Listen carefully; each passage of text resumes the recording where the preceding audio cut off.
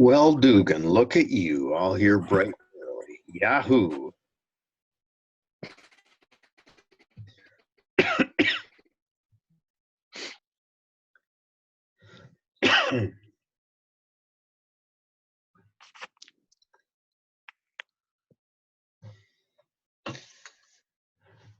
Wait just a minute or two for some other people to show up, and then one way or another, we'll start. All right, sounds good.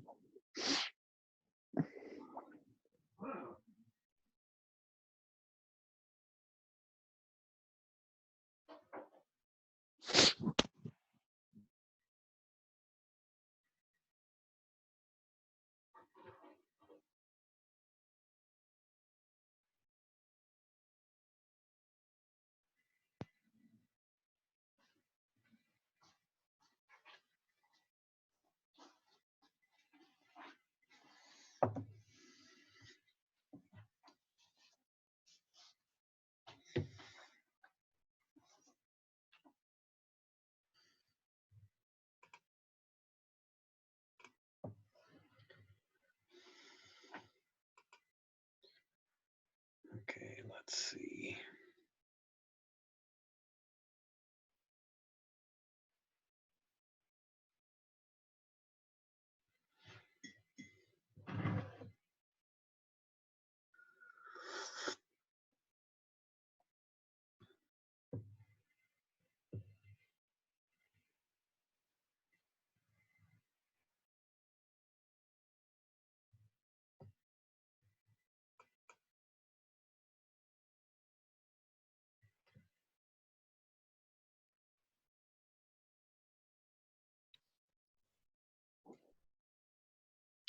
So, Dugan, were you able to find your previous week's stuff that you were looking for? Yeah, so when I would log on there, when I would first look at it, it just wasn't showing anything for like any of my classes except for English. But then I realized that I actually had to like go into it and then like do what you said and go to the previous week. Okay, good. All right, well, I'm going to start, and I'm going to turn your microphone off so that I don't get distracted. All right. If you need to ask any questions, you can feel free to turn it back on. There's also a somewhere in the console for this, there's a hand raise button. All right, so if you haven't got your kit yet, you need to get it as soon as you can because we need to get going on this. We're already a week or so late. In the kit, there will be a book. The book tells you just about everything you need to know, except there are a couple of things that I need to add just for, I've noticed over the years people don't pick up on it, or maybe there's a little just kind of a technique thing that isn't listed. But I need to go through the first couple of pages in the book and show you several things. First of all, so this is page 3, which the first page is just index and stuff, pages 1 and 2. This is a parts inventory. And you don't really do this page, but it's got pictures of everything. And so, so when you're going through some project and you don't know what you're looking for, people refer back to this page very frequently. While I'm here, there are some parts of this kit that have to go in a certain way. There's a frontwards and a backwards. And there's others that don't matter at all. So let's see, how should I mark? All right, so the diodes have a frontwards backwards. You have to be sure that you put them in right. You notice in the picture that one wire is a little longer than the other wire. And if they're brand new and you've never used them before, that's pretty obvious. But if they've been used several times and the wires get bent, it may not be super obvious. All of these diodes have one flat side. And if you can't tell by the wires, the flat side has to go in the negative. And they will tell you in the pictures which way the flat side goes.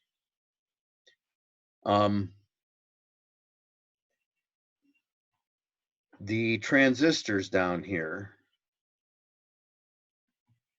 have a front side and a back side, if you will. They have to go in a certain way. If you put them in backwards, they won't work. Now, it's easy to tell.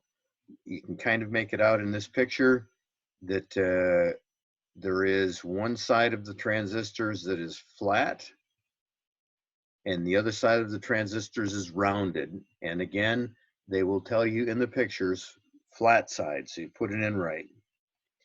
Now, it's really hard to see in this picture, or maybe can't even see it. I can't see it in this copy. But this chip has a front and a back, a frontwards and backwards. And there will be a little divot, for lack of a better word, a little notch looking thing on one end of the chip to tell you which way is which.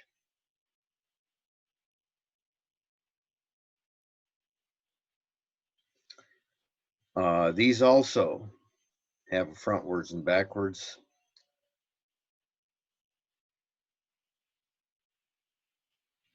Top of my head, I don't remember how to tell which one. I'd have to have one in my hands. The diode here has a front and back. And you will notice there's this little, barely shows out, there's this shows up in this picture, there's this little stripe. The little stripe is what you're looking for. If you put these in backwards, they won't work. The electrolytic capacitors have a frontwards backwards. And they actually have a little printing on them, and the printing is in line with the negative lead. Photocells don't matter which way you put them. On these, make sure you notice the red and black. Resistors don't matter which way you put them. You don't have to have a frontwards and a backwards on those. And by the way, notice for the resistors that they're all color coded.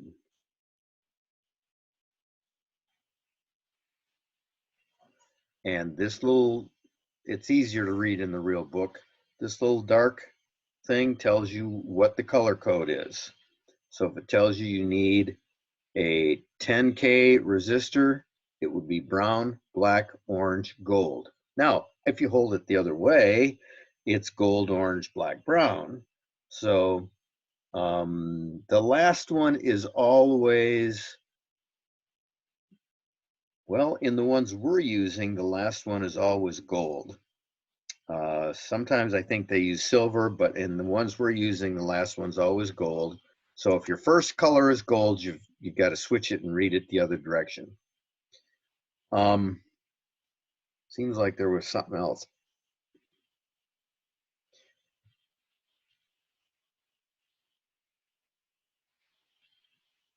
The speakers and the potentiometer here.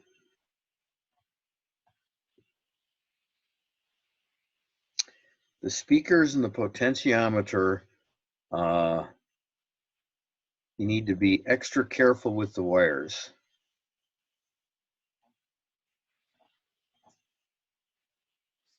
Because they tend to buckle over and not go in well. Same thing for the speaker. You need to be careful with the wires. Now, and especially the same thing with the battery, because the battery clip gets plugged in several times. I actually recommend that you unplug it as seldom as you can, because they just get all junked up and don't like to go in well and make a good connection.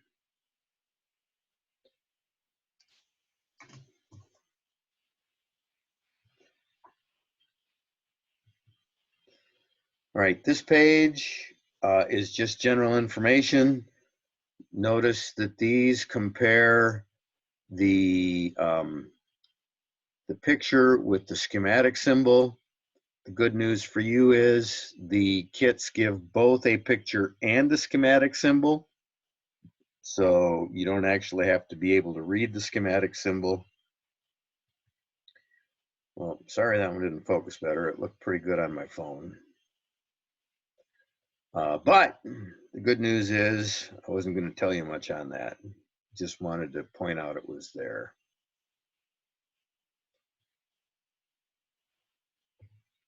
Right here, again, it tells you how to read the resistor code, and you don't need to actually know what this means. If you're curious, there it is. Here again is a list of all the color-coded color codes for the different resistors we're using. So it you'll be referring back to either this page or the other page I pointed them out on, because you'll get to a kit and it'll tell you use a 100 ohm resistor, and you have no idea what 100 ohm is. I don't have any idea what 100 ohm is. I don't have all these colors memorized. And so if it says 100 ohm resistor, you'll say, I don't know what that is. And you'll come back here and you say, well, let's see, it's brown, black, brown. So I'm looking for, and then you'll start digging through your resistors looking for brown, black, brown. All right, next.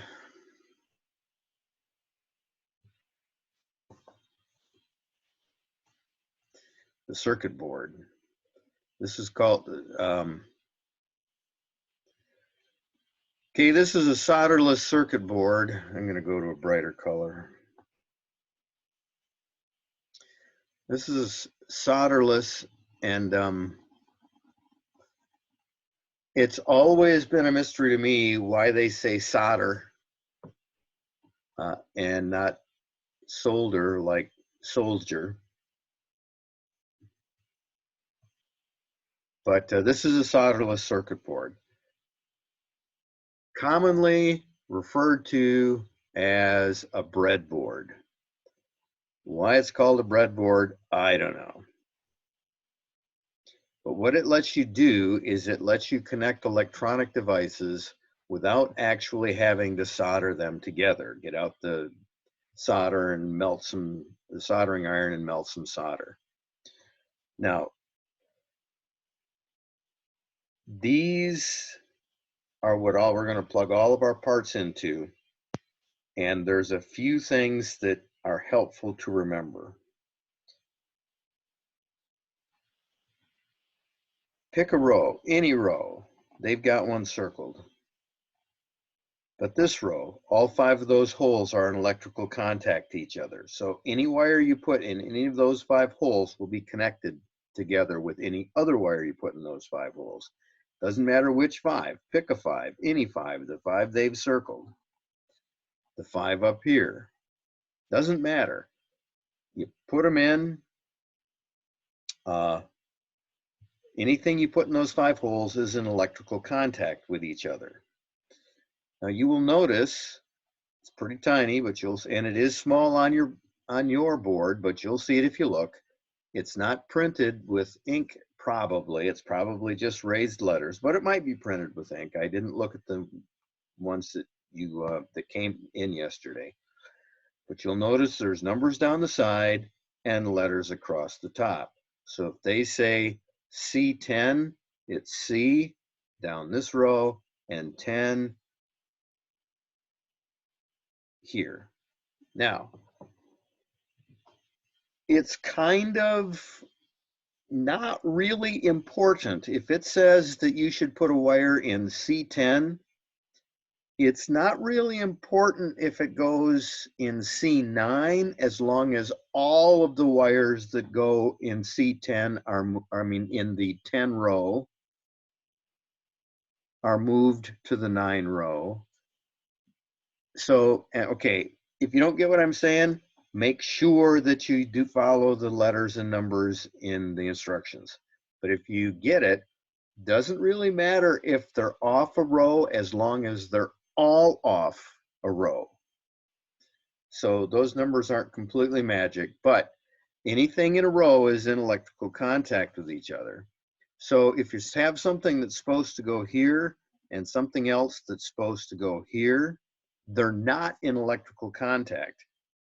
But if you accidentally put this one here, then they are in electrical contact, and that will cause problems. One of the biggest problems people have is either getting wires that are supposed to go in the same row in different rows, or wires that are supposed to be in different rows in the same rows. So you notice here they're showing how they fit into the little cavities. So these two are in the same row, so they're in electrical contact with each other. And these two are in the same row, so they're in electrical contact with each other. And this is a really bad circuit. If you build this right here, don't plug the battery in. It'll drain the battery, get really hot. If you left it there, it could actually get hot enough to burn you if you grabbed a wire. And it could get hot enough, potentially, though not likely, to start a fire or make the battery pop, split the seams. So that's just to illustrate, that's not something you want to do. Now, speaking of batteries, when you open the kit, I didn't check, they're supposed to have a 9-volt battery, and there's a little black cap on that 9-volt battery. Okay, this is very, very, very, very, very, very important. When you start using the battery and take that cap off of it, do not put the battery back in with a bag that has exposed wires, because if a wire happens to randomly short across the top of that battery, it potentially, especially if it's in a cardboard box, could start a fire, get hot enough to start a fire, and burn your house down. Not likely, but potentially. And for sure, it will drain the battery dead, and you'll have to get another battery the next tomorrow or whatever the next day is. So be careful with that.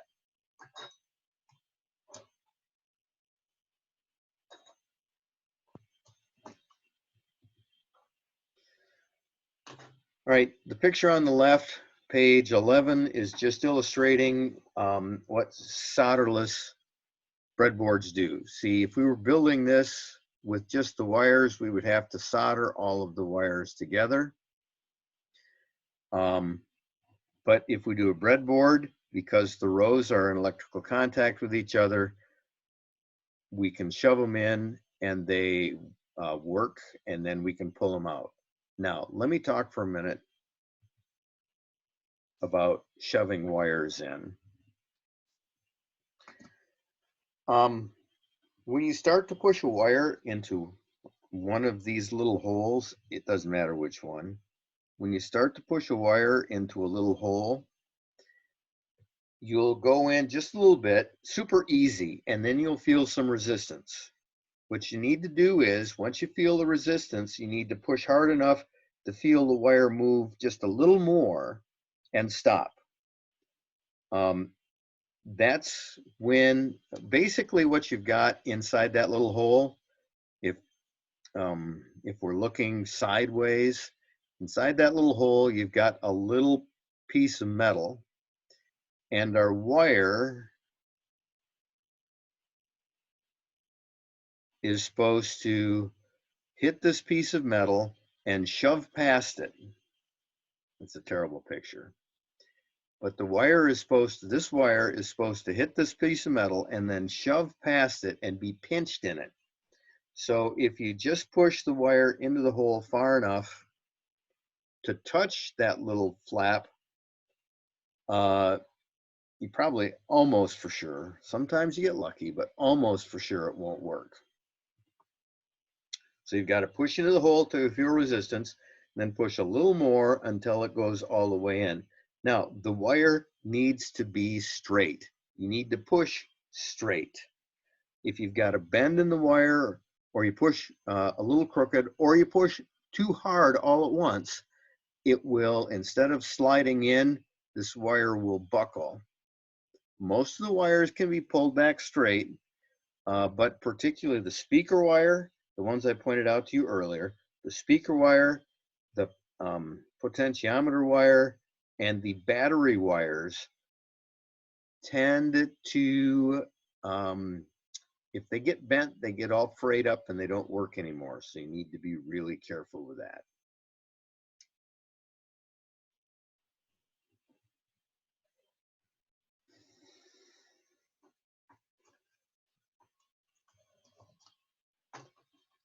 The next page. You won't get to this for a couple of lessons, but somewhere along the way, you're going to be using either disc capacitors or electrolytic capacitors, and they will tell you to pick a certain one. Now, the disc capacitors, they might say like 0.1 microfarad, but the capacitor itself actually says 104.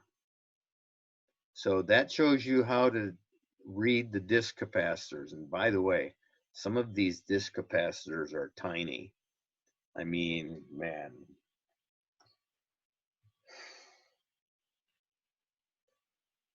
Maybe a quarter or a fifth the diameter of a pea, like a, peas you'd have for supper. So some of those are tiny and you have to look really close at the numbers. The electrolytic capacitors, they just, in this writing right on the side that showed you which was the negative, they just have it written right on what they are. They're fairly easy. So this is the first lesson, and it's super simple. Here is the schematic.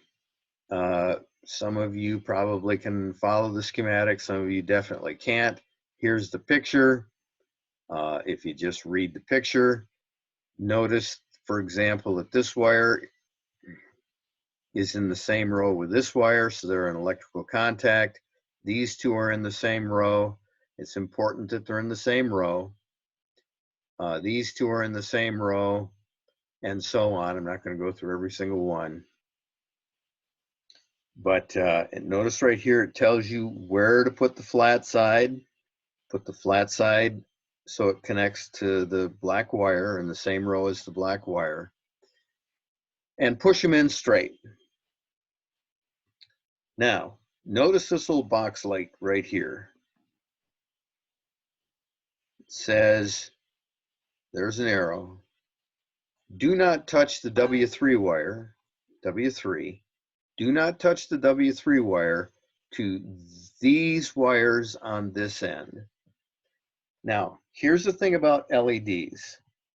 Probably half to 3/4 of the LEDs that I get end up burning out because they have to have a resistor between them and the battery. So notice on our illustration here, we had resistor LED battery. We didn't just do LED battery.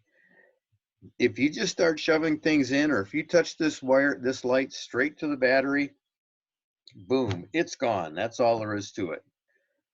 So be careful with LEDs. Don't go playing around with them. Make sure you follow the instructions with the LEDs. Now, also, by the way, if in this case, it wouldn't be a problem. But notice how we've got bare wire, a bare wire, a bare wire, a bare wire, a bare wire, a bare wire. All of those bare wires, when you start getting a whole bunch of parts close together, if you have one bare wire that leans this way out of its hole and another bare wire that leans this way out of its hole, and they touch each other, then you have a short circuit. Well, may or may not hurt anything. It will keep the component from working, and it will, or could, depending on what else is in the circuit, it could burn something else out in the circuit by allowing too much voltage to go to it. If it like skips, if it allows the current to bypass a resistor.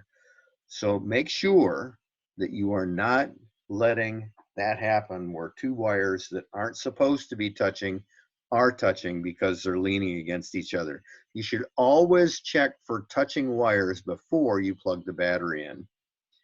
And by the way, I recommend as much as possible that you do not remove the wires from the battery snap if you don't have to. Now, don't leave this battery clipped and all the wires in while you're building it.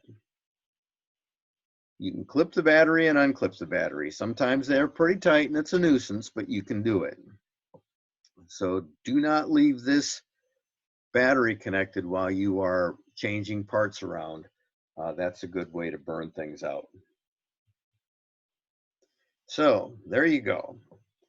That is everything I can think of that people have trouble with. It is your job, and I didn't take any more pictures past this, but it is your job to go through